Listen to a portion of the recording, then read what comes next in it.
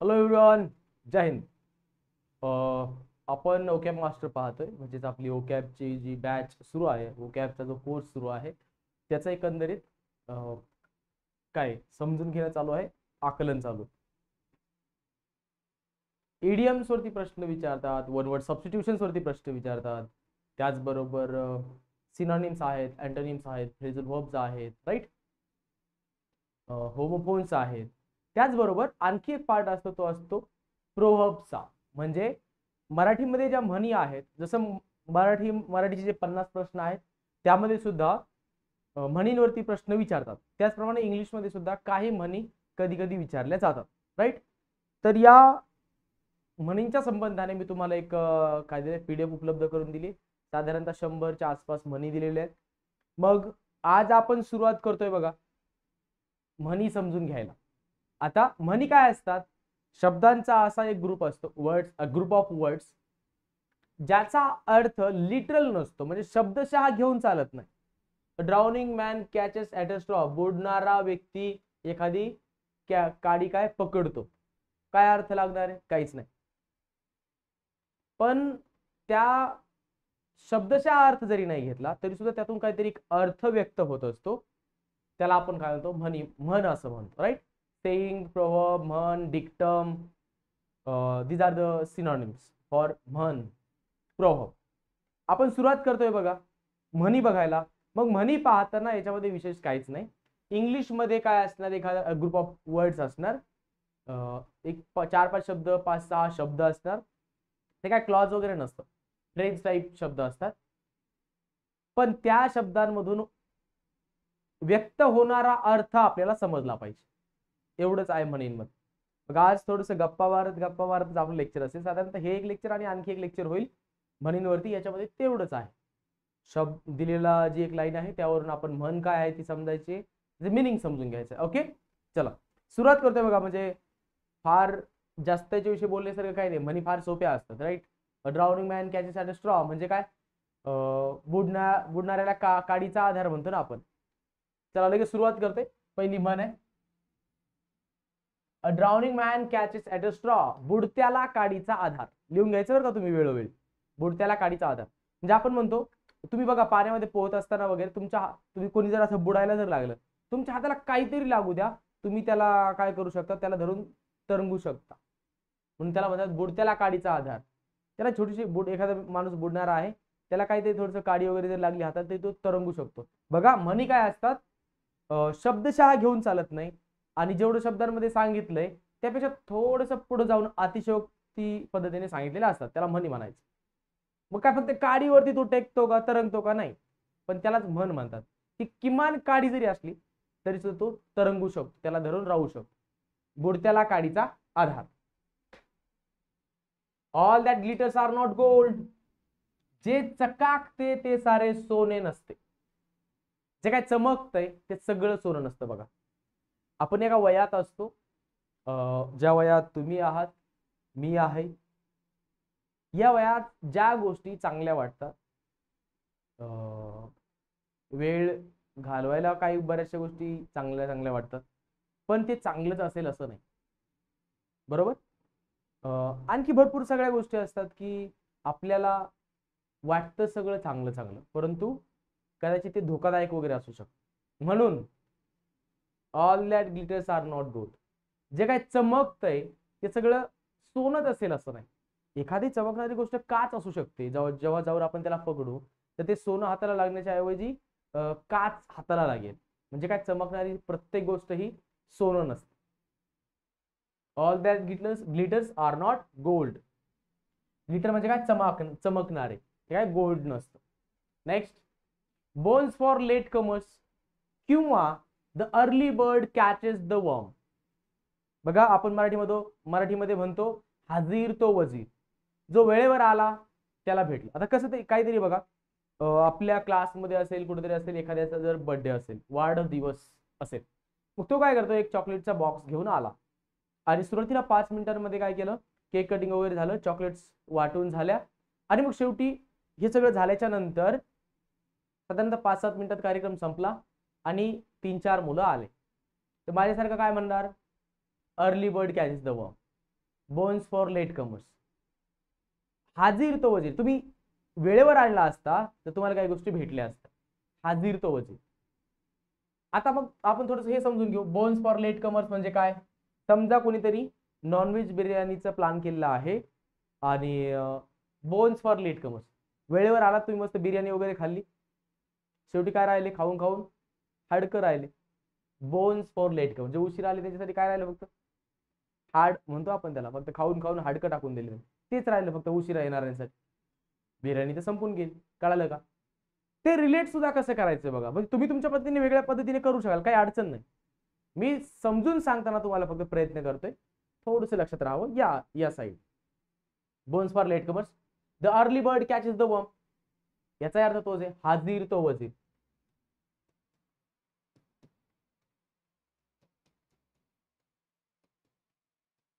Next, no pains no gains, हे आपल्या आयुष्यामध्ये 100% लागू होत. आपल्याला आज असं वाटत असेल की हा लायब्ररीत गेल्याच्या नंतर, सकाळी नाश्ता केल्याच्या नंतर एक पोहा खाल्ला, दुसरा खाल्ला की थोडस सुस्ती यायला लागते, मग 10-10:30ला थोडंसं डोकं टेकवावं लागतं, राईट.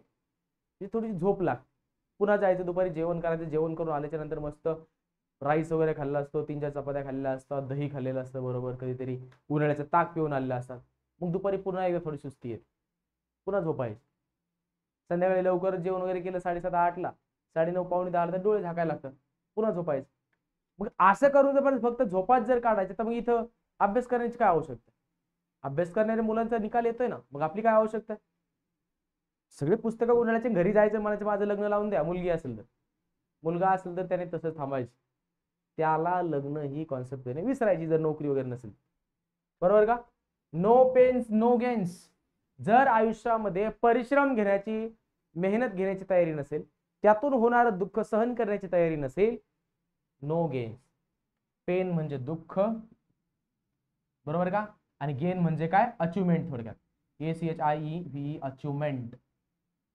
जर तुम्हाला परिश्रम मेहनत घेण्यातून जे होणारं दुःख आहे ते घेण्याची तयारी नसेल, तर तुम्हाला अचिव्हमेंट्स नाहीत, अजिबात नाही, पूर्वच पास होणार नाही माणूस.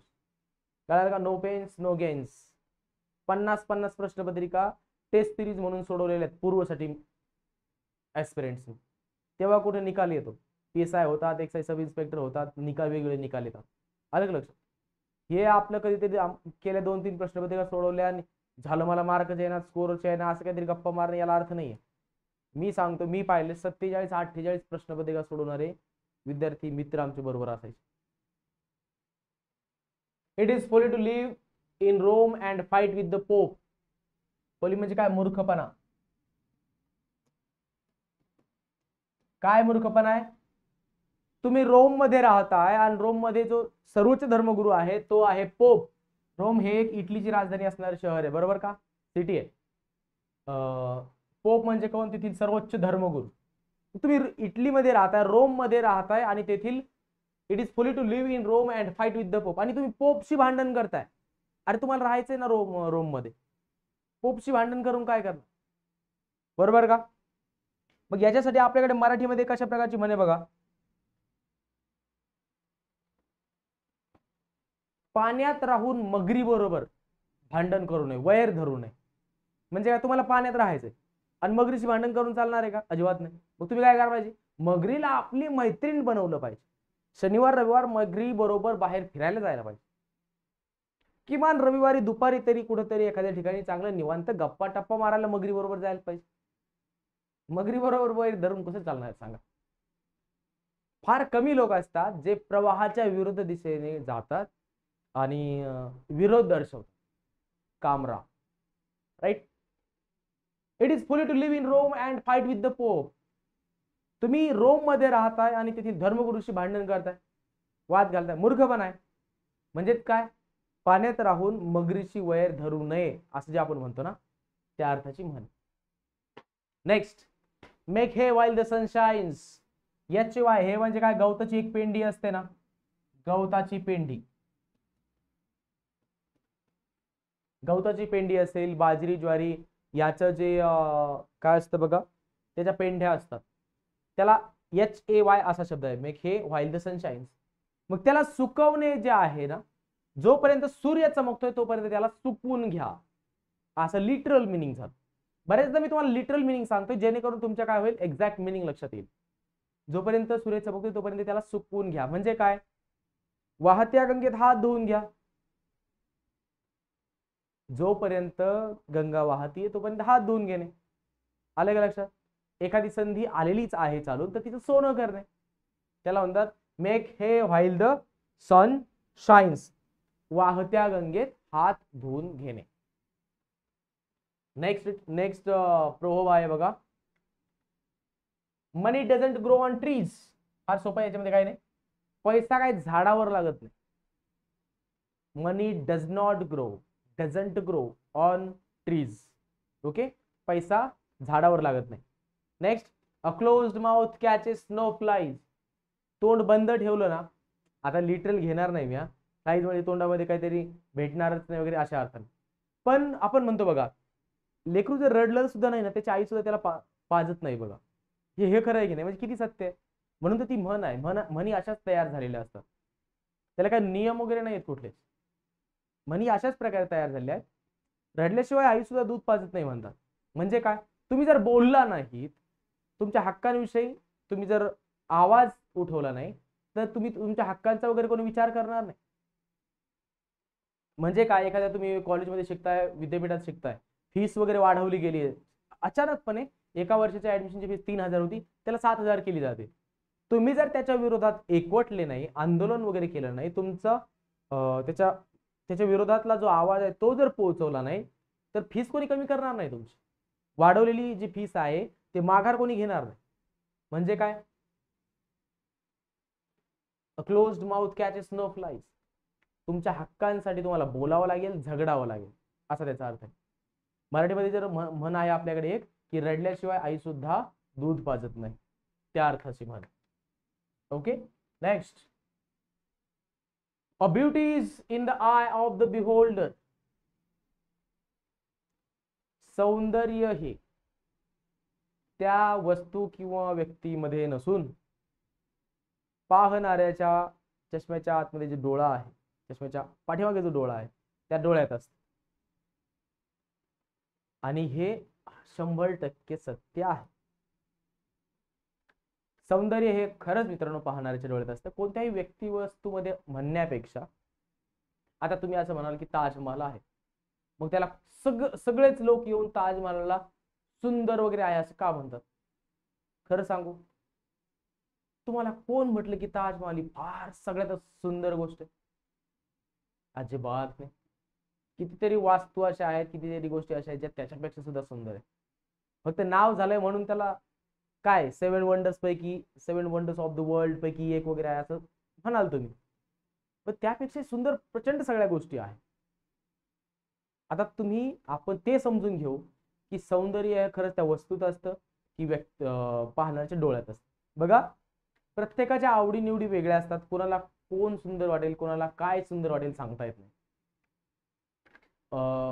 हे एक मास थिंकिंग असं आहे, माझंही थिंकिंग तसं आहे, तुमच्यापैकी बऱ्याच लोकांचं थिंकिंग असं असेल.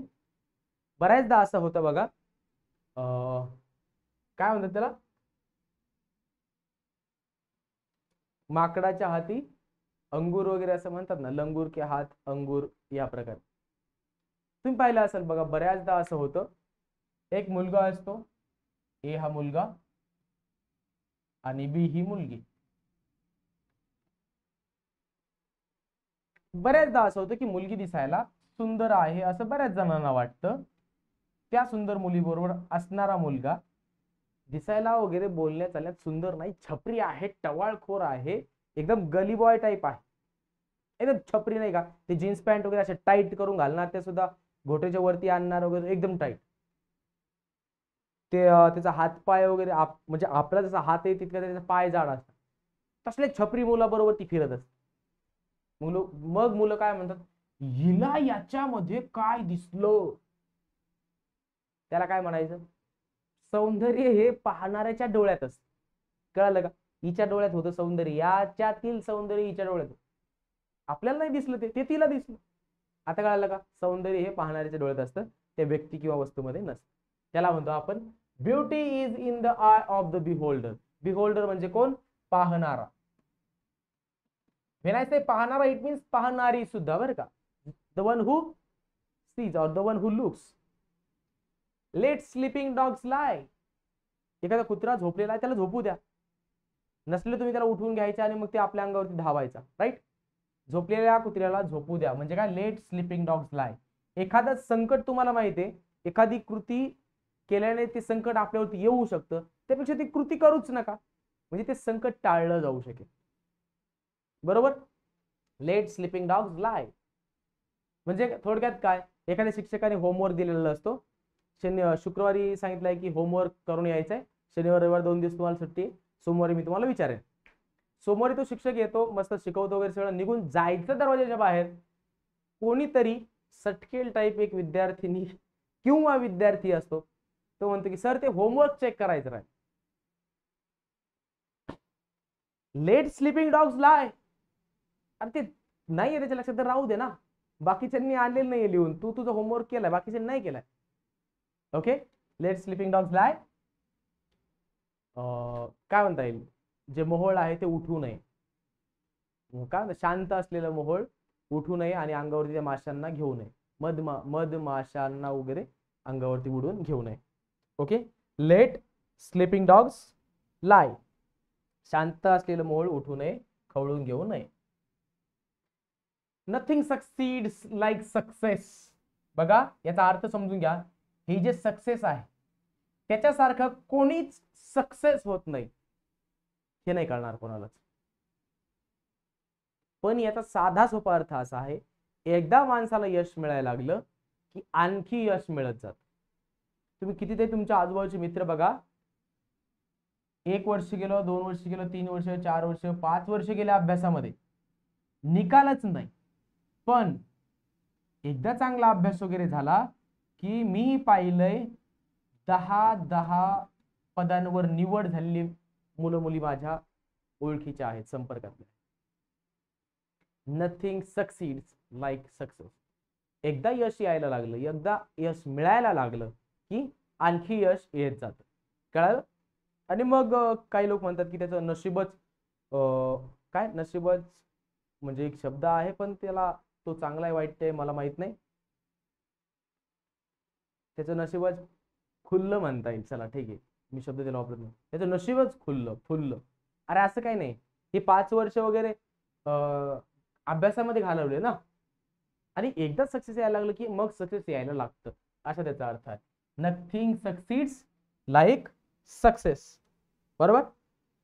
एकदा माणूस यशस्वी झाला की मग पुन्हा पुन्हा त्याला सक्सेस होण्याची वाट मोकळी होते. त्याला म्हणतात नथिंग सक्सीड्स लाईक सक्सेस.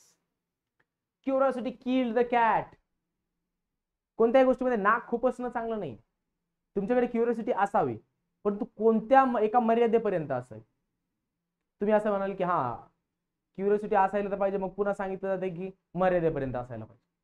सांगण्याचा हेतू हा आहे, कुठं काय करायचं हे सुद्धा कळायला पाहिजे. Okay. Curiosity killed the cat.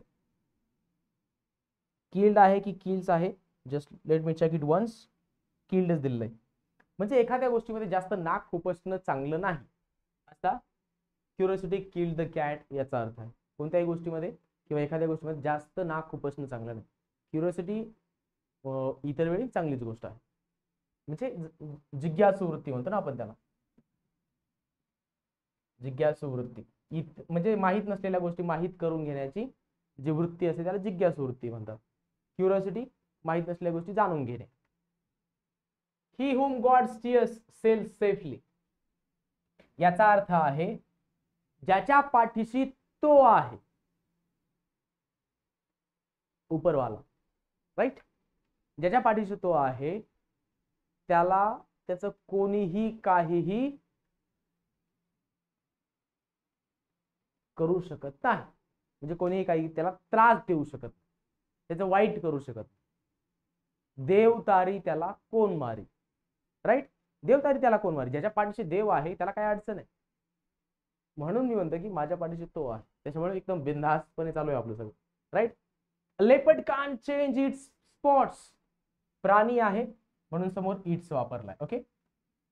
प्राण्यांसाठी असेल, लहान चाइल्ड वगैरे या शब्दांसाठी समोर जो येणारा हा जो प्रोनाउन आहे तो इट्स असतो बघ. ओके.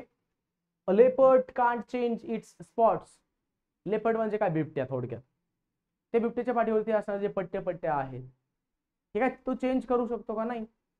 कुत्र्याचा शेपूट वाकडा असतो, तो ते काही सरळ करू शकतो? नाही. म्हणजे काय? कुत्र्याचं शेपूट वाकडं ते वाकडच अशी म्हण आहे, त्याला इंग्लिशमध्ये म्हणतात अ leopard can't change its spots. म्हणजे एकदा लागलेली जी सवय आहे, त्या ज्या गोष्टी आहेत त्या बदलत नाहीत, असा तो त्याचा अर्थ आहे. The proof of the pudding is in the eating. एखादी गोष्ट खाण्यासाठी वगैरे जर बनवलेली असेल तर ती चांगली झाली, वाईट झाली, टेस्टी आहे किंवा नाहीये, स्वादिष्ट आहे किंवा नाहीये, हे सगळं केव्हा सांगता येईल? जेव्हा आपण त्याला खाऊ. राईट. मग जेव्हा आपण त्याला खाऊयात तेव्हा तर आपल्याला सांगता येईल की ते चांगलं आहे किंवा वाईट आहे. म्हणजे काय? The proof of the pudding. त्याचं प्रूफ काय सांगता येईल आपल्याला? खाऊनच सांगता येईल ना, बरोबर? की मग कोणतीही जर गोष्ट असेल तर ती चांगली आहे किंवा वाईट आहे त्याचा अनुभव घेतल्यानंतरच ती सांगता येईल की कशा प्रकारची आहे. बरोबर. असं एक म्हणतात की पाण्यामध्ये मासा राहतो कैसा, जावे त्याच्या वंशात तेव्हा कळे. किंवा पाण्यामधील मासा झोपतो कैसा, असं काहीतरी आहे. जावे त्याच्या वंशात तेव्हा कळे. ते अनुभवल्यानंतर सांगता येतं की ते काय आहे या अर्थाने. Where there is a will there is a way. या संबंधी एक किस्सा आहे माझ्याकडे. अलीकडे व्हॉट्सअपचे स्टेटस जे आहे ना, आपण जे स्टेटस ठेवतो, फोटो, काही कॅप्शन वगैरे, माहिती वगैरे, हे वेगळं. 2012, 13, 14, 15च्या आसपास वगैरे एक स्टेटस ठेवण्याची जी पद्धत होती ना, ती ही होती की तुमचा डीपी आहे आणि डीपीच्या खाली एक काहीतरी लिहिलेलं असायचं. मग मुलं काय करायची, नेहमी तिथं काहीतरी वेगळं वेगळं लिहायचे, म्हणजे नेहमी बदलत असायचो बघा ते स्टेटस जे आहे. कुणी सिंगल लिहायचं, मग आम्ही त्याला मागचे 5-6 वर्ष झाली ते सिंगलच पाहिलं. आता बघा, where there is a will there is a way. माझ्या एका मित्राचं नाव होतं गिल. नाव ही इज इन आर्मी. आणि मी फक्त सरनेम वापरतो, सगळं सांगत नाही. नाव ही इज अ कॅप्टन. तो असं लिहायचा, where there is a gill there is a way. म्हणजे मराठीमध्ये काय म्हणतो आपण, where there is a will there is a way. इच्छा तेथे मार्ग. इच्छा असेल तर मार्ग निघतोच ना. तो म्हणायचा where there is a gill there is a way. जिथं गिल असेल तिथं मार्ग निघणार म्हणजे. आणि ते 100% ट्रू होतं, कारण तो माझा सिनियर होता, मी अनुभवलेला आहे. प्रचंड हुशार माणूस, आर्मीचं बॅकग्राऊंड वगैरे होतच, वेगवेगळ्या ठिकाणी शिक्षण झालं. वडील कर्नल होते आर्मीमध्ये, नंतर ते रिटायर झाले आणि तो आता कॅप्टन आहे. ओटीए चेन्नईमधून, म्हणजे ओटीए UPSC CDS पास केल्याच्या नंतर OTA ला गेला, OTA मधून ट्रेनिंग झालं आणि आसाम रेजिमेंट मध्ये वगैरे आहे. प्रचंड भारी माणूस आहे. कधी जर शक्य झालंच तर पुणे इंग्लिश क्लबच्या युट्यूब चॅनलवरती इंटरव्ह्यू करण्याचा माझा विचार आहे, तर आपण त्यांना घेऊन येऊयातच. Where there is a gill there is a way. इच्छा तेथे मार्ग, गिल नाही तिथं म्हणजे विल आहे बरं का. Wear there is a will there is a way. Pride comes or goes before fall. Fall म्हणजे काय? पडझड होणे, अपयश येणे या अर्थाने. मराठीमध्ये म्हणतो ना आपण, गर्वाचे घर खाली. याचा अर्थ काय?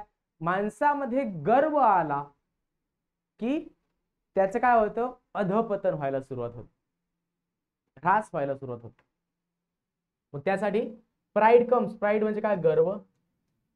Comes or goes before fall. गर्व आला की माणसाचं अधपतन, ह्रास झाला समजायचं, म्हणजे समजायचं. बरोबर. गर्वाचे घर खाली, हा त्याचा अर्थ आहे. पुढे बघा, there is one law for the rich and another for the poor. गरिबांसाठी एक न्याय आणि श्रीमंतांसाठी वेगळा न्याय, अशी पद्धत. म्हणजे there is one law for the rich and another for the poor.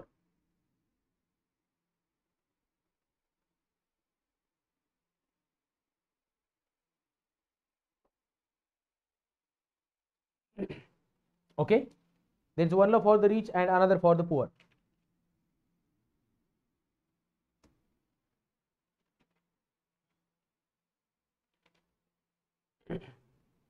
Next बघा, हे रोम नाहीये, मला हे सांगायचं होतं, मी ते चेक करत होतो. ROME, Rome. Rome wasn't built in a day. याचा काय अर्थ आहे? रोम ही एक सिटी आहे. मी तुम्हाला अगोदर सांगितल्याप्रमाणे. It is folly to live in Rome and fight with the Pope. म्हणजे पाण्यात राहून मगरीची वैर करणं चुकीचं आहे, अशी जी म्हण आहे त्याचा तो अर्थ. त्यातीलच रोम हा शब्द इथं सुद्धा आहे. तुमच्याकडे रूम झालेला आहे, त्याला दुरुस्त करून घ्या. हे रूम नाहीये, तिथं काय आहे, रोम आहे. Rome wasn't built in a day. एका दिवसामध्ये रोम उभं नाही राहिले. रोम म्हणजे इटलीतील रोम ही सिटी, जी इटलीची राजधानी आहे. पण इटलीतील राजधानी जी आहे रोम, सांस्कृतिकदृष्ट्या कल्चरली प्रचंड काय एनरिच आहे किंवा रिच आहे. नॉट एनरिच, एनरिच हा वर्ब झाला. कल्चरली फार रिच आहे, म्हणजे काय सांस्कृतिकदृष्ट्या तिथलं वैभव प्रचंड मोठं आहे. म्हणून ते काय एका दिवसात उभं नाही राहिले. याचा अर्थ काय बरं, एखादी चांगली गोष्ट घडण्यासाठी प्रचंड कालावधी जाऊ द्यावा लागतो. बरोबर. तुम्ही पाहिलं असेल बऱ्याच युपीएससी मधून सिलेक्ट होणाऱ्या बऱ्याच लोकांचं किंवा एमपीएससी मधून असेल, जे डेप्युटी कलेक्टर डीवायएसपी होत आहेत किंवा काही लोक एसटीआय होत आहेत, 27, 28, 29, 30, 31 या वयामध्ये गेल्यानंतर सुद्धा सिलेक्शन होत आहेत. म्हणजे काय, चांगली गोष्ट घडण्यासाठी कालावधी लागतो. कळतंय का. आपण आपलं आरोग्य सेवक होता होता आपल्याला 32 उजाडलं. आलं लक्षात. आपण हर घर क्लर्क योजना याच्यातून उत्तीर्ण होण्यासाठी आपल्याला 33 उजाडली. आता माहित नाही ना, घरच्यांसाठी चांगली गोष्ट की आपल्या मुलाला, आपल्या भावाला, आपल्या बहिणीला, ठीक आहे हर घर योजना, हर घर क्लर्क योजना असेल, 19 कट ऑफ लागला असेल, पण नोकरी तर लागली आहे. घरच्यांसाठी तेवढी समाधानाची बाब आणि चांगली गोष्ट. Okay. So Rome wasn't built in a day. चांगल्या गोष्टी घडण्यासाठी वेळ लागतो. चांगल्या गोष्टी काय तडकाफडकी होत नसतात, त्याला वेळ लागतो, असं त्याचा अर्थ. You can't make a silk purse out of a shows year. Okay. आता बघा हे काय आहे, आपल्याकडे जो डुक्कर शब्द आहे त्याचा फिमेल आहे बघा. म्हणजे काय, आपण म्हणतो ना जे डुक्कर त्याचं फिमेल जे आहे त्याला काय म्हणायचे तुम्ही बघा. पण मी डुकरीन हा शब्द ऐकलेला आहे. तर मग जे डुक्कर या शब्दाचं फिमेल आहे डुकरीन, त्याच्या आता बघा, you can't make a silk purse out of A shows year. म्हणजे त्या डुकरींच्या कानापासून काय तुम्ही रेशमाची एखादी पर्स बनवणार आहेत का. अरे नाही, ते इतकं घाण आहे, किळसवाना आहे, लोत्सम काय काय काय काय म्हणता येईल तुम्ही त्याला म्हणा. ओके. किळसवाना आहे, फार घाणेरडा आहे. त्याच्यापासून तुम्ही काय सिल्क पर्स बनवणार आहेत का. नाही. म्हणजे याचा अर्थ काय, तुम्ही अशी एखादी गोष्ट घ्या जी घाण ती घाणच राहणार आहे. मग याला मराठीमध्ये काय आहे, जसे कावळा आहे, कावळ्याचा कलर काय काळा. मग नॉट कावळा, कोळसा म्हणायचं मला. कोळशाचा कलर काय काळा. कोळसा कितीही उघळा ना, तो काय पांढरा होणार का उघळून उघळून उघळून. नाही, कोळसा उघळावा तितका काळाच. ही जे म्हणतो ना आपण त्याला म्हणतात you can't make a silk purse out of A shows year. Okay. म्हणजे याच्या कानापासून काही फार चांगल्या वगैरे गोष्टी घडणार नाहीत. जे आहे ते आहे, त्याचा बदल होणार नाही. म्हणून कोळशाला सुद्धा किती घासला तरी तो काळाच राहणार, त्याच्यामधून काय जास्त तो काय पांढरा होणार नाही. Okay. Next, two of a trade seldom agree. मी तुम्ही पाहिलं असेल एखाद्या गावामध्ये ऊसाचा रस काढणारी साधारणतः प्रत्येक उन्हाळ्यामध्ये 2 जर दुकान लागत असतील, तर त्या दोघांचं याला वाटतं की त्याचं चांगलं चालू नाही, त्याला वाटतं की याचं चांगलं चालू नाही. म्हणजे एकाच व्यवसायात असणारे 2 लोक फार क्वचितच काय होत असतील, संबंध त्यांचे चांगले असतील, अदरवाईज वादावादी असतील. आता क्लास विषयी नको बोलायला, क्लासेसच्या बाबतीत परिस्थिती ठीकच आहे तरी सुद्धा. पण आणखी सुद्धा वेगवेगळे जे काही व्यावसायिक वगैरे असतात, एकाच क्षेत्रातील व्यवसाय करणारे, त्यांच्यामध्ये मात्र वादावादी वगैरे असते. So two of trade seldom agree. ते फारच क्वचित काय होतील, एखाद्या विषयावर अग्री होतील किंवा सहमत होतील. म्हणजे काय, एकाच व्यवसायात असणारे यांचे संबंध चांगले नसतात या अर्थाने. Two of trade seldom agree. त्याला मराठीमध्ये कुत्र्याचा कुत्रा वैरी अशी एक म्हण आहे बघा. कुत्र्याचा वैरी कोण असतो तर कुत्राचा असतो. कुत्र्याचा कुत्रा वैरी. Well begun is half done, begin, began, begun. Well begun is half done. सुरुवात जर चांगली झाली ना, समजायचं की अर्ध काम फत्ते झालं. म्हणून मी म्हणत असतो की पूर्व झाली ना, आन्सर की एकदा 2-3 दिवस येऊ द्यायचे, वाट बघायची. म्हणजे काय, 2-3 दिवस थोडंसं रिलॅक्स पण व्हायचं. आन्सर की आली की आपला स्कोर आपल्याला कळतो. एकदा स्कोर आलं की एक दीड दिवसात अंदाज घ्यायचा आणि अभ्यासाला लागायचं. एकदा अभ्यासाला लागलं की पुन्हा मागं नाही बघायचं, मेन्स होईपर्यंत मागं नाही बघायचं. कट ऑफ एवढा लागेल तेवढा लागेल, सेकंड की मार्क्स कमी जास्त होतील, 2020च्या मुख्य सारखं तिसरी आन्सर की येईल का, कोर्टात जावं विचार करायचा नाही, आपण फक्त अभ्यास करायचा. कळालं का? या विचार करण्यात लोकांचा वेळ जातो आणि वेळ गेल्यामुळे काय होतं, रिझल्ट येत नाही. म्हणून मी म्हणतो की पूर्व झाली त्यानंतर 3-4 दिवस घ्या आणि लगेच अभ्यासाला लागा. 1.5-2 महिने जेवढा तुम्ही अभ्यास करा, डेट तुमच्याकडे हे नसतं बघा की परीक्षा या दिवसाला होणार आहे का वगैरे, असं फिक्स काही नसतं. सुरुवातीचे 1.5-2 महिने इतका प्रचंड अभ्यास करा, म्हणजे काय तुम्ही अर्धयुद्ध जिंकलेलं असेल. Well begun is half done. चांगली सुरुवात झाली म्हणजे अर्धयुद्ध जिंकणे, म्हणजे अर्ध काम फत्य होणे, अर्ध काम done. Next, prevention is better than cure. Prevention म्हणजे काय, प्रतिबंध. क्युअर म्हणजे काय, उपचार करणे.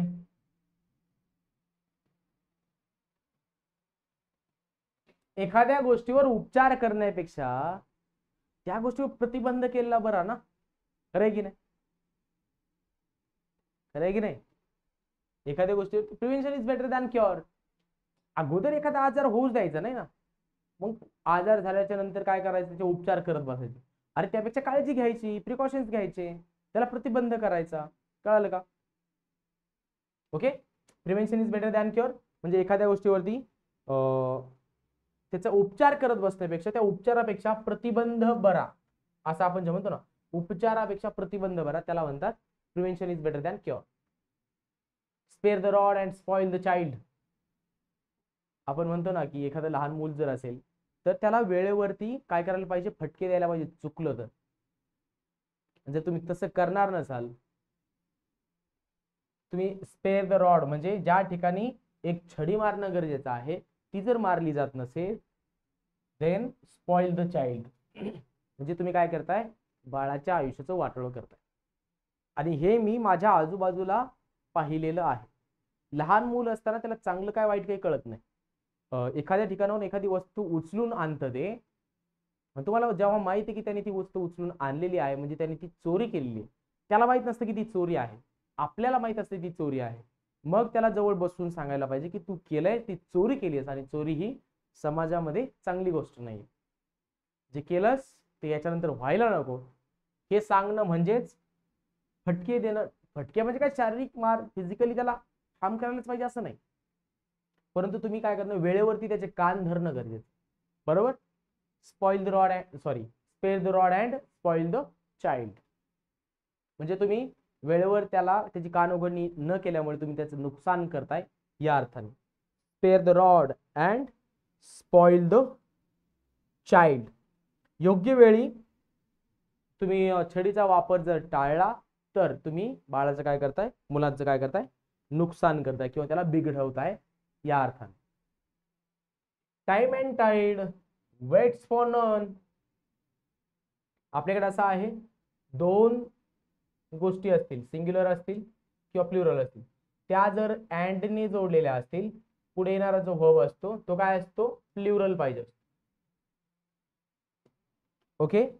आता टाइम अँड टाइड ही जे आहे याच्यामध्ये एकदा फक्त मी तुम्हाला सांगतो की यांनी फक्त वेट दिलाय, परंतु टाइम अँड टाइड वेट्स असं आहे का, तर आपल्याकडे एक फ्रेज बनलेली आहे बघा, टाइम अँड टाइड. ही जी फ्रेज आहे याला एक सिंग्युलर मानल्यामुळे इथं WAITS यस यायला पाहिजे, इथं यस दिलेलं नाही, तो यस तुम्ही लिहून घ्या. Time and tide waits for none. वेळ असेल किंवा समुद्रामधून येणारी लाट असेल, कोणासाठी थांबते गाव, कोणासाठीही थांबत नाही. राईट. वेळ कोणासाठी थांबत नाही असा त्याचा अर्थ. ही फ्रेजच आहे आपल्याकडे, टाइम अँड टाइड. त्याला सिंग्युलर पकडायचंय. म्हणजे अशा प्रकारच्या काही फ्रेजेस आहेत आपल्याकडे 20च्या आसपास. या जर आल्या तर यांच्यासाठी येणारा वर्ब जो आहे तो सिंग्युलर पाहिजे. ओके. आणि जर सिंग्युलर जेव्हा केव्हा अँडने दोन नाऊन जोडलेले असतील सिंग्युलर किंवा प्लुरल, तेव्हा मात्र येणारा वर्ब जो असेल तो काय पाहिजे, प्लुरल पाहिजे असतो. परंतु अशा फ्रेजेस आल्याच्या नंतर तो सिंग्युलर होतो. सिंग्युलर यायला पाहिजे. इथं वेट्स करा. Okay, time and tide waits for none. Next, walls have ears. भिंतीला सुद्धा कान असतात आपण म्हणतो. त्यामुळे जे बोलायचंय ते चार चौघात बोला, जे बोलायचंच नाही ते कुठंच बोलायचं नाही. आयुष्यामध्ये जर प्रॉब्लेम्स तुम्हाला उभी करायचे नसतील ना, तर पुन्हा एकदा सांगतो, कॅमेऱ्याकडे पाहून सांगतो, जे बोलायचंय ते सर्वांसमोर बोलायचं, एकदम बिनधास्तपणे बोलायचं. जे बोलायचंच नाही, तुम्हाला असं वाटतं की यातून अडचण निर्माण होऊ शकते, ते कोणाही समोर बोलायचं आणि कुठंच बोलायचं. Okay, even the walls have ears. भिंतीला सुद्धा कान असतात. Even a worm will turn. Worm म्हणजे काय, एखादा किडा वगैरे, त्याच्यावरती जर अन्याय झाला तर तो सुद्धा बंड करून उठेल. आपण म्हणतो ना, एखाद्यावरती अन्याय झाला तर कोणीही बंड करून उठेल, त्या अर्थाची म्हण आहे even a worm will turn. आले का लक्षात? Even a worm will turn म्हणजे कोणी असेल ज्याच्यावरती अन्याय वगैरे जर होत असेल तर तोही काय करेल, बंड करून उठेल. ओके, चलो नेक्स्ट.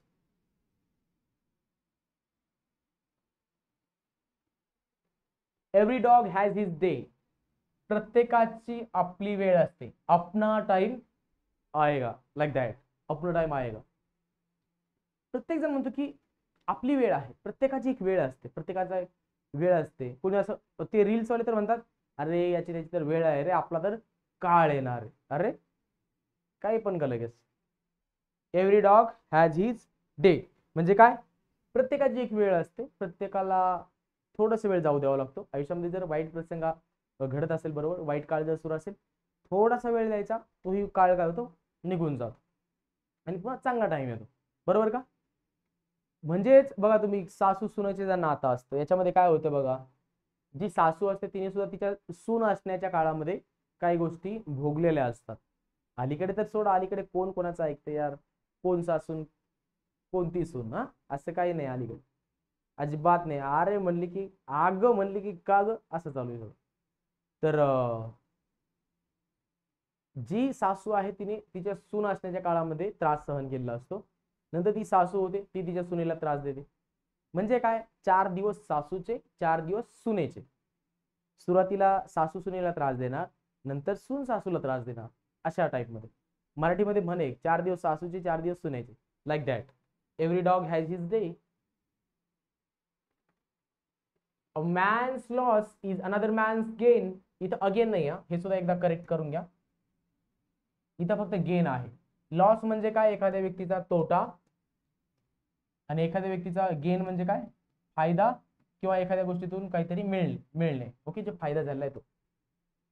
बघा, मी काय केलं, माझी एखादी वस्तू विकली, जी मी घेतली होती 100 रुपयांना, ती विकली मी 80 रुपयांना. पण माझी काहीतरी अडचण होती म्हणून मी ती 80 रुपयांना देऊन टाकली. तीच वस्तू एखाद्या व्यक्तीला आज बाजारात जाऊन जर घ्यायची म्हटलं तर ती 100 रुपयाला भेटणार आहे. माझा 20 रुपये तोटा झाला, कारण मला थोडं अर्जंटमध्ये ती विकायची होती. घेतली 100ला, विकली 80ला, म्हणजे 20 रुपये माझा तोटा झाला. माझा तोटा 20 रुपये झाला, पण हा कोणाचा नफा झाला, ज्याने घेतली त्याचा 20 रुपये नफा झाला. बरोबर का? म्हणजेच काय, one man's loss is another man's gain. एखाद्या व्यक्तीचा तोटा हा दुसऱ्या व्यक्तीचा नफा असू शकतो, राईट, किंवा नफा असतो. फॅमिलॅरिटी ब्रीड्स कॉन्टेम्प्ट. याला मराठीमध्ये आपण म्हणतो अति परिचयात अवज्ञा. काय होतं ना, जास्त परिचय वगैरे काही लोकांबरोबर झाला की मग अडचण व्हायला लागते.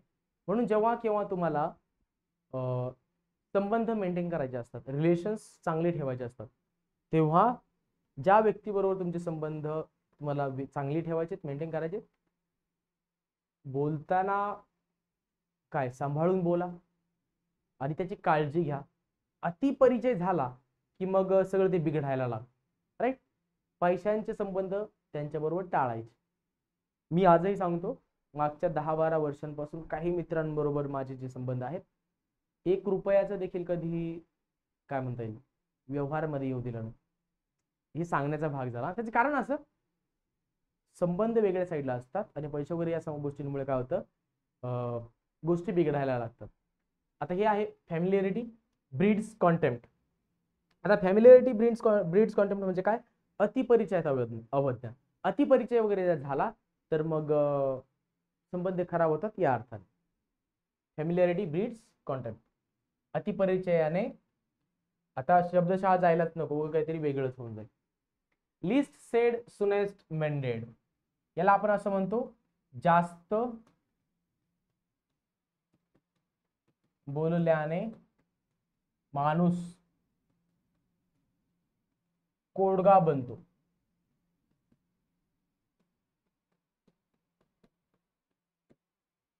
जास्त कोणी जर बोलणारा वगैरे जर असेल ना, त्याची किंमत नाही राहत. असं म्हणतात की जास्त बोलायला लागला की माणूस स्वतःचीच किंमत घालून घेतो. त्यापेक्षा कमी बोला आणि स्वतःचं स्टेटस वगैरे मेंटेन करा, असं भरपूर लोक करतात. आपल्या आजूबाजूला आपल्याला असे लोक दिसतात सुद्धा, जे झापे असतात खरं तर, म्हणजे मनातून असं मोकळेपणाने बोलत नाहीत. लिस्ट सेड सुनेस्ट मेंडेड, जास्त बोलण्याने माणूस कोडका बनतो. राईट, त्याला किंमत वगैरे राहत नाही. Beauty is only skin deep, जे सौंदर्य असतं ते कुठपर्यंत असतं, स्किन जिथपर्यंत संपत नाही तिथपर्यंत. मग बघा ना, तुम्ही स्किनच्या कलर वरून तुम्ही सौंदर्य ठरवायला निघाल. नाकाडोळ्यात कशी आहे, तुम्ही पाहिलं असेल ना, मुलगा मुलगी बघायला गेला, ही जुनी पद्धत आहे. अलीकडे मुली मुलांना पाहायला जातात, मुली बोलवतात की हा इथे इथे ये, मी येणार आहे तिकडे, मग आपण भेटू आणि मग ठरवतो तुला काय ठरवायचं, मी माझं ठरवेन. बरोबर. मग मुलाला विचारतात की तू जाऊन भेटलास तर मग मुलगी नाकाडोळ्यात कशी आहे, तो म्हणतो की वा छान आहे, चांगली. लग्न वगैरे झाल्याच्या नंतर मग जेव्हा रंग रूप दाखवायला लागते, जे तुम्हाला छान वाटलं होतं, मग कळतं की कोण कसं आहे. राईट. अरे काय मूर्खपण आहे. रंगात कशी, रूपात कशी, देखणी आहे का, अरे वेडे आहात तुम्ही. Right. Beauty is only skin deep, सौंदर्य हे फक्त त्वचेपर्यंतच असतं. त्याच्यामध्ये काय तुमचं जे कॉन्सेप्ट आहे त्यानुसार. हार्ट पुढे, हार्ट बघा कोणत्या साईडला आहे, त्यानुसार त्यापासून माणूस चांगला पाहिजे. माणूस मनाने निर्मळ पाहिजे, सुंदर पाहिजे. राईट. चल, every house has it skeleton. आपण म्हणतो ना की घरोघरी मातीच्या चुली आहेत, त्या अर्थाची म्हण आहे. Every house has it skeleton, प्रत्येक घराला त्याचं स्केलेटन आहे. म्हणजे काय, प्रत्येक घरी ज्याच्या त्याच्या समस्या आहेत, ज्याच्या त्याच्या अडचणी आहेत. याचं उदाहरण सांगतो मी तुम्हाला. माझा एक मित्र होता, तो म्हणजे मी परीक्षांची तयारी करत होतो, त्यामुळे मला असं वाटायचं की माझा संघर्ष फार मोठा आहे. म्हणजे मी तो संघर्ष करतोय, यात एवढा संघर्ष कोणाच्याच आयुष्यात नाही असं मला वाटायचं. आणि तो एकदा येऊन बोलला की त्याचं वय जास्त होतं, मला असं वाटलं की तो या वयातून पलीकडे गेलाय, 30 क्रॉस झाला, म्हणजे तो आता स्टेबल झाला असेल. तो त्याच्या संघर्षावर बोलायला लागला. मी त्याला म्हणलं तुम्हाला कुठला संघर्ष हो. मग त्याने मला लेक्चर ऐकवलं, अडचणी सांगितल्या. मग म्हटलं नाही यार, प्रत्येकाच्या आयुष्यात ज्याच्या त्याच्या अडचणी आहेत, समस्या आहेत, प्रॉब्लेम्स आहेत. मग त्यालाच तर आपण काय म्हणतो, every house has it skeleton, घरोघरी मातीच्या चुली आहे. ओके. लेट बायगॉन्स बी बायगॉन्स, झालं गेलं सोडून द्या. आपण म्हणतो झालं गेलं सोडून द्या, झालं गेलं गंगेला मिळालं. लेट बायगॉन्स बी बायगॉन्स. ओके. झालं गेलं विसरून जाणे, झाले गेलं सोडून द्या, झाले गेलं गंगेला मिळाले. Next video. Once bitten twice shy म्हणजे काय,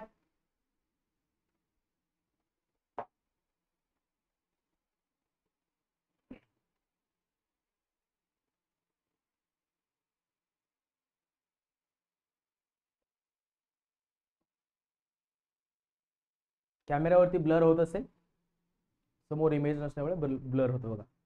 आता बघा, वन्स बिटन ट्वाइस शाय किंवा a burned child dreads the fire. Dread म्हणजे काय, भीती वाटणे.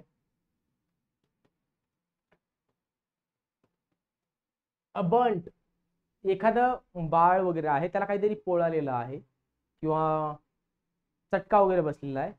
अ burned child dreads the fire, त्याला आगीची भीती वाटते. बरोबर की नाही? साहजिक आहे, आपल्याला जर एखाद्या वेळेस कधी जर काही पोळालं, चटका वगैरे बसला तर आपल्याला त्याची आगीची भीती वाटायला लागते. तसंच वन्स बिटन ट्वाइस शाय म्हणजे काय?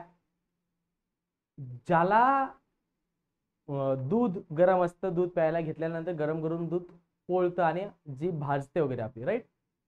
ज्याला गरम याचे चटके बसतात तो ताक सुद्धा फुंकून पितो. खरं आहे की नाही?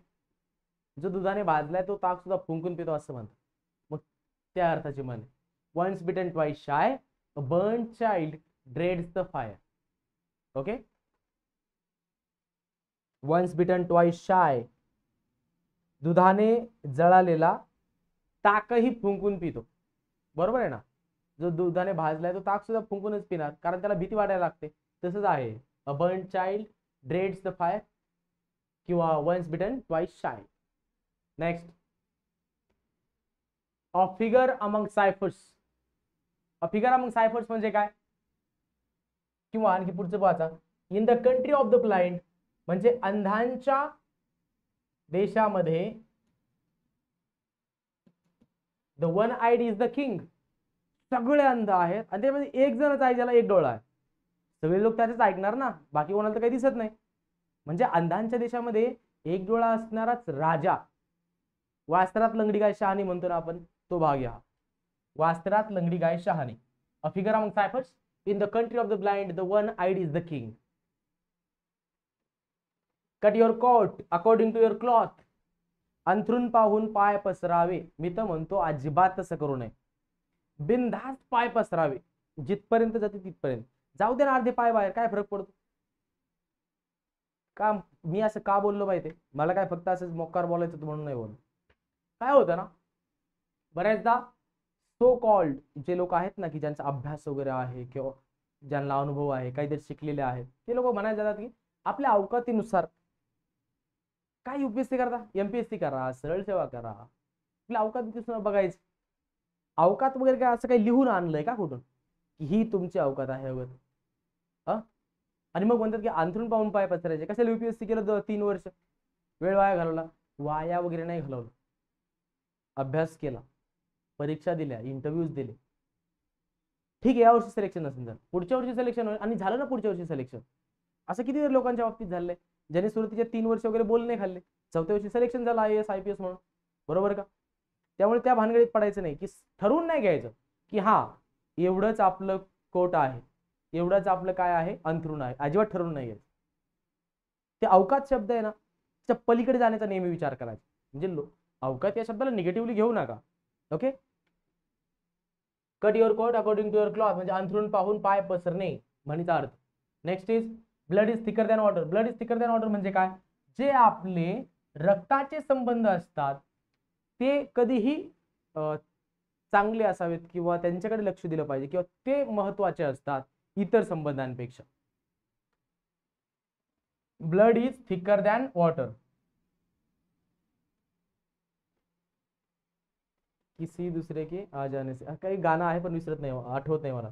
Blood is thicker than water, दुसऱ्या कोणाच्या येण्याने आपले संबंध, बघा घरच्यांचे जे संबंध असतात, भाऊ भाऊ असेल, भाऊ बहीण असेल, आई वडील असेल, यांच्या बरोबरचे संबंध जे आहेत दुसऱ्या कोणाच्या येण्यामुळे का त्याच्यामध्ये फरक पडायला पाहिजे? अग्रवाल सर, रत्नेश अग्रवाल, ज्यांच्याकडे मी इंग्लिश ग्रामर शिकलो, मी अभ्यास केल्यानंतर आता मी इंग्लिश ग्रामर शिकवतो, ते बोलताना एकदा असं म्हणाले होते की एखाद्या मुलाच्या आयुष्यामध्ये जर मुलगी आली, त्याचं जर लग्न जर झालं, तर त्याचं त्याच्या आईवर असणारं जे प्रेम होतं त्याच्यामध्ये काही फरक पडेल का?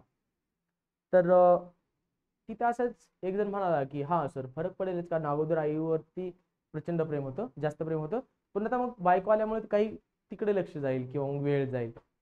तर म्हणले असं अजिबात होत नाही. प्रेम तुमचं आईवरती जेवढं आहे तेवढंच असायला पाहिजे. तुम्हाला वेगळी व्यक्ती आली याचा अर्थ असा नाही की तिकडचं प्रेम काढून दुसरीकडे द्यायचं, असं काही आहे का? अजिबात नाही. सेम सांगू का?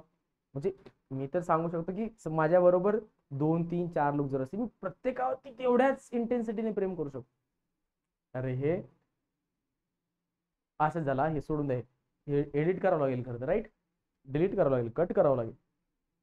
काही गरज नाही कट करायची. आलं का लक्षात? Blood is thicker than water. जे संबंधातील नातेसंबंध आहेत ते महत्वाचे आहेत किंवा ते आणखी घट्ट असतात, महत्वाचे असतात एखाद्या व्यक्तीच्या आयुष्यामध्ये रादर दॅन इतर नात्यांपेक्षा. ओके. इझी कम इझी गो. तुम्ही पाहिलं असेल एखाद्या व्यक्तीकडे त्याला फार सहजतेने जर एखादी गोष्ट भेटलेली असेल ना तर त्याला त्याची किंमत राहत नाही. ती आला आणि गेलं. तुम्ही पाहिलं असेल काही लोकांकडे प्रचंड पैसा येतो आणि जातो सुद्धा. इझी कम इझी गो. सोपे मार्गाने आला, सोपे मार्गाने निघून गेला. कळालं? इझी कम इझी गो. एक किस्सा सांगतो, साधारणतः 1 मिनिटाच्या आत संपवून टाकतो. मला एक मित्र असा माहिती आहे ज्याच्याशी मी एकदा कॉलवरती बोललोय.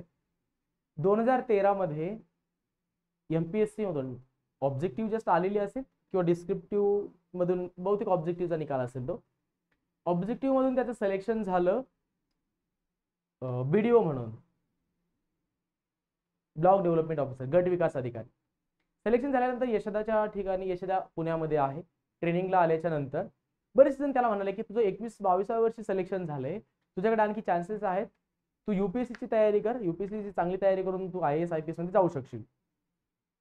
त्याला इतकं सगळं बोलल्याच्या नंतर त्याच्याही मनात असेलच, कारण 21-22व्या वर्षी तो निकाल आलेला. त्याला असं वाटलं की नाही, आपण काय करू, राजीनामा देऊ, UPSC चा अभ्यास करू आणि मग UPSC मधून चांगल्या पदावरती जाता येईल. 2013 किंवा 14 मध्ये त्याने राजीनामा दिला. 14 मध्ये राजीनामा दिल्यानंतर 14, 15, 16, 17 तो UPSC ची पूर्व मुख्य असं करत करत करत 18, 19, 20 मध्ये कोरोना आला. 20 नंतर पुन्हा परीक्षा दिल्या, राज्यसेवेच्या काही मुख्य परीक्षा दिल्या, काही इंटरव्ह्यूज दिले. फायनल सिलेक्शन कुठंच झालं नाही. लक्षात घ्या, 2013 मध्ये गट विकास अधिकारी ग्रुप A ची सर्व्हिस स्टेट गव्हर्नमेंट मध्ये सिलेक्शन झालेला एक व्यक्ती 2021 मध्ये 22 मध्ये परीक्षा दिल्या, कंबाईनच्या दिल्या, सरळ सेवा दिल्या 2023 मध्ये, आणि 2023 मध्ये सरळ सेवांतून तलाठी म्हणून सिलेक्शन झालं. आणि मी फक्त जिल्हा सांगणार नाही, जिल्हा सांगितला तर बऱ्याच लोकांच्या लक्षात येऊन जाईल की ते नाव काय किंवा मग तो मुलगा कोण आहे. पण बघा, कदाचित त्यांचा डिसिजन त्यांना आज असं वाटत असेल की चुकला असेल वगैरे, पण बघा 21-22व्या वर्षी अभ्यास केला असेल प्रचंड, काय अडचण नाही. परंतु मग जे दुःख असतं 4-5 वर्ष सर्व्हिसला म्हणजे नोकरीला लागण्यापूर्वीच, ते दुःख आलंच नाही वाटायला. निकाल आला, जॉईन केलं, आणि जितक्या याने जॉईन केलं की सहजतेने, तितक्या सहजतेने मला वाटतं निर्णय घेतला गेला असेल. कदाचित चुकून निर्णय तसा झाला असेल, पण 2013ला सिलेक्शन झालं, 2023 पर्यंत 10 वर्षानंतर पुन्हा जॉईन करावं लागतंय तलाठी म्हणून. अलीकडचं अपडेट मला माहित नाही दुसऱ्या ठिकाणी सिलेक्शन झालंय का, पण माझा विचार आहे, मी तुम्हाला सांगितलंय का, मी आता तुम्हाला एक म्हटलं की where there is a will, तर ते गिलला पुणे इंग्लिश क्लबच्या प्लॅटफॉर्मवरती पॉडकास्टमध्ये आणण्याचा विचार आहे. त्याचप्रमाणे ही एक व्यक्ती आहे, जेव्हा मला समजलं तेव्हा असं वाटलं की मी पहिल्यांदा या व्यक्तीला पकडणार आणि समजून घेणार की झालं काय नेमकं आयुष्यामध्ये, 10 वर्ष कसे काढले. ओके, इझी कम इझी गो मी तुम्हाला सांगत होतो. लिसन टू पीपल बट ओबे युअर कन्सायन्स. ऐकावे जनाचे, करावे मनाचे. ऐका तुम्ही, सगळ्यांना ऐका. कोणी असेल काही सल्ला देत असेल, ऐकून घ्यायचं, स्वतःच्या डोक्याने सद्विवेकाने विचार करायचा आणि निर्णय घ्यायचा. Okay. One man's meat is another man's poison. एखाद्या व्यक्तीचं खाण्यासाठी मीठ म्हटलं, याचा अर्थ काय, वन मॅन्स मीट म्हणजे थोडक्यात चांगला पदार्थ खाण्यासाठी. इथे मीठ म्हणजे मटन असा अर्थ आहेच, मांस, पण तरी सुद्धा फूड. एखाद्या व्यक्तीच्या आयुष्यामध्ये ज्याला अन्न, मुख्य खाण्याचे जे अन्न आहे, ते जे अन्न आहे ते दुसऱ्या एखाद्या व्यक्तीचं विष सुद्धा असू शकेल. जसं मी तुम्हाला one man's loss is another man's gain सांगितलं, त्याचप्रमाणे याचाही अर्थ होतो बघा. Necessity is the mother of invention. आम्ही शाळेत असताना एक सुविचार सांगायचो, समोर जायचो, मस्त अशी हाताची घडी घालणार आणि सांगणार, गरज ही शोधाची जननी आहे. ते necessity is the mother of invention. जेव्हा गरज भासते ना, तेव्हा माणूस त्याच्यावरती विचार करायला लागतो की याच्यावरती काय करता येईल मला, आणि मग शोध लागतो. गरज ही शोधाची जननी आहे. Necessity is the mother of invention. A friend in need is a friend in dead. तुमच्या मदतीच्या म्हणजे अडचणीच्या काळात तुम्हाला मदत म्हणून जो व्यक्ती तुमच्या बरोबर येतो तो तुमचा खरा मित्र. संकटाच्या काळात तुमची जो मदत करतो तो तुमचा खरा मित्र. हे दुसरं वाक्य आमचं सुविचाराचं हाताची घडी घालून. Right. Next, the hand that rocks the cradle rules the world. जिच्या हाती पाळण्याची दोरी जगाते उद्धार. मुलगी शिकली प्रगती झाली. बरोबर आहे ना. जिच्या हाती पाळण्याची दोरी जगाते उद्धार म्हणजे काय? तिला माहितीये की या मुलाला घडवायचंय कसं. का तू तुझं काही करत बस, मोबाईलवर रील्स पाहत बस, मी आपली मालिका पाहते. देव आणि हा याला काय अर्थ आहे का? नाही. मुलं घडवायचे कसे, जगाचा उद्धार होईल अशा प्रकारे कसं. जिजाऊंनी शिवाजी राजे घडवले. राईट. ते सोपं आहे. एवढं सोपं आहे का बरं? The hand that rocks the cradle rules the world. जिच्या हाती पाळण्याची दोरी जगाचे उद्धारी म्हणजे काय? तिच्या हातात आहे जगाचा उद्धार करायचा आहे. जगाचा उद्धार करणारे कशा प्रकारे घडवायचे. Right. Better late than never. कधीही न करण्यापेक्षा एखादी गोष्ट उशिरा केली तरीच आहे. Better late. लेट पण चालेल, काय अडचण नाही.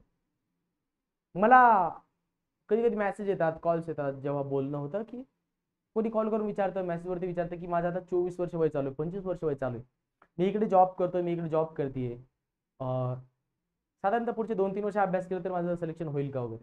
मी त्यांना एक रोड मॅप देतो की तुम्ही अशा अशा प्रकारे अभ्यास करा. पण तुम्ही अभ्यासच केला नाही आयुष्यामध्ये, म्हणजे या एकच तर आयुष्य यार. 84,000 का 84 कोटी मला माहित नाही, 84 लाख जन्माच्या नंतर कुठं हा मानवी देह मिळतो असं मी ऐकलं. विचार करा बरं, इतकं सगळं होऊन जर आपण इथं आलोय.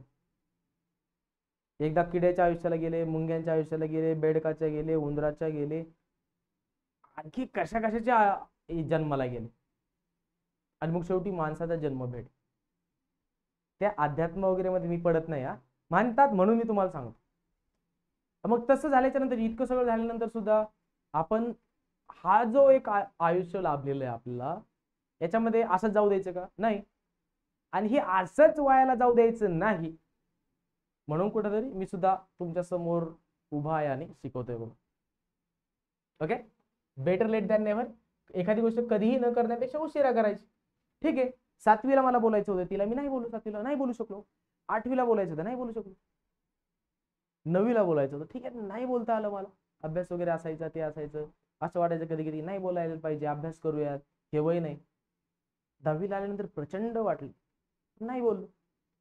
ठीक आहे ना, आता 12वी झाले, सुट्ट्या आहेत, एकदा बोलून बघूयात. आणि मग मी बोललो. Better late than never. झाला उशीर मला, ठीक आहे, मी 4 वर्ष विचार केला. 12वी झाल्यानंतर बोललो आणि ती हो म्हणाली ना, त्याच्यापेक्षा सुंदर काय पाहिजे. मग आता दोघं आम्ही बरोबरच ग्रॅज्युएशन करणार. ग्रॅज्युएशन करता करताच जाऊ दे आता, नको बोलायला, अभ्यास करणार, अभ्यास. राईट. वेगवेगळ्या बॅचेस करणार. रयतची बॅच असेल, पुणे इंग्लिश क्लबचं इंग्लिश मधून ग्रामर असेल, ओकॅब असेल, आणि अभ्यास करून नोकरी मिळवणार. संपला विषय. Right. Distance lends enchantment to the view. दुरून डोंगर साजरे. दुरून दुरून गोष्टी चांगल्या वाटतात. तुम्ही काहीही बघा, दुरून फार चांगलं वाटतं. एखादा मुलगा असेल, एखादी मुलगी असेल, मी हे का बोलतो, मी या आयुष्यामधून हे सगळं जगता जगता पुढे आलेलो. आपल्याला एमपीएससी करण्याच्या अगोदर सगळ्यांना एकदम चांगलं वाटतं बघा, एमपीएससीचा अभ्यास. अरे इतका अभ्यास करेल ना मी दुसरं काहीच करणार. मी बीएला ऍडमिशन घेतो, बीएला ऍडमिशन घेते आणि फक्त अभ्यास करा, दुसरं काहीच नाही करायचं. ग्रॅज्युएशन झाल्याबरोबर नोकरी. दुरून दुरून इतकं चांगलं दिसतं. इथं आल्याच्या नंतर आपल्याला याच्यामध्ये प्रचंड संयम लागतो, प्रचंड कष्ट घेण्याची तयारी पाहिजे, मेंटॅलिटी सातत्याने पॉझिटिव्ह असायला पाहिजे, ती एक सकारात्मक ऊर्जा नेहमी तुमच्याबरोबर असायला पाहिजे, आणि तेव्हा कुठे सक्सेस मिळणार. Distance lends enchantment to the view. दुरून गोष्टी चांगल्या दिसतात. म्हणजे काय, अंतर काय करतं, काही वस्तू जर असतील किंवा देखावा जर असेल, त्याला दूर असल्यानंतर ते काय करतं, एन्चॅन्टमेंट म्हणजे सौंदर्य वगैरे प्राप्त करून देतं. दुरून म्हणजे अंतर. दुरून डोंगर साजरे असं आपण म्हणतो बघा. It takes all sorts to make the world. जगामध्ये फक्त माझ्यासारखेच लोक आहेत का? नाही. जगामध्ये फक्त तुमच्यासारखेच लोक आहेत का? नाही. जगामध्ये फक्त चांगल्या स्वभावाचे माणसं आहेत का? नाही. जगामध्ये फक्त वाईट स्वभावाचे माणसं आहेत का? नाही. जगामध्ये प्रत्येक प्रकारचे माणसं आहेत, व्यक्ती तितक्या प्रकृती आहेत, तेव्हा तर हे जग बनलेलं आहे. इट टेक ऑल सॉर्ट्स, प्रत्येक प्रकार, इट टेक्स ऑल सॉर्ट्स, प्रत्येक प्रकारचे आहेत. It takes all sorts to make a world. जग बनायला सगळ्या प्रकारचे लोक लागतात. फक्त चांगलेच माणसं जर असते, आपल्याला कळालंच नसतं, वाईट गोष्टी अनुभवताच आल्या नसतं. बरोबर का? ॲज यू सोशल, इथं हे अपूर्ण राहिलंय बरं का. सोशल UREAP, इथं फुल स्टॉप नाहीये. As you sow shall you reap. जसे पेराल तसे उगवेल, जैसा बोगे वैसा पाओगे, जैसी करनी वैसी भरणी. As you sow shall you reap, जे तुम्ही लावाल ते उगवेल. म्हणी पाहतोय, साधारणतः 50 म्हणी पाहिल्यात. आणखी एक लेक्चर आपलं म्हणींवरती असेल, त्याच्यामध्ये 55 ते 56 म्हणी आपण पाहूयात. या लेक्चरमध्ये इथं सांगतोय म्हणी फार सोप्या आहेत, त्यांचं मराठी मी तुम्हाला सांगतोय. लिटरल सांगत नाही, कारण ते लिटर गोंधळ होते. म्हण दिलेली असते, त्याचा मराठीमध्ये काय मिनिंग होतं हे तुम्हाला मी सांगतोय. पुढच्या लेक्चरमध्ये लवकरच भेटू. तोपर्यंत जय हिंद.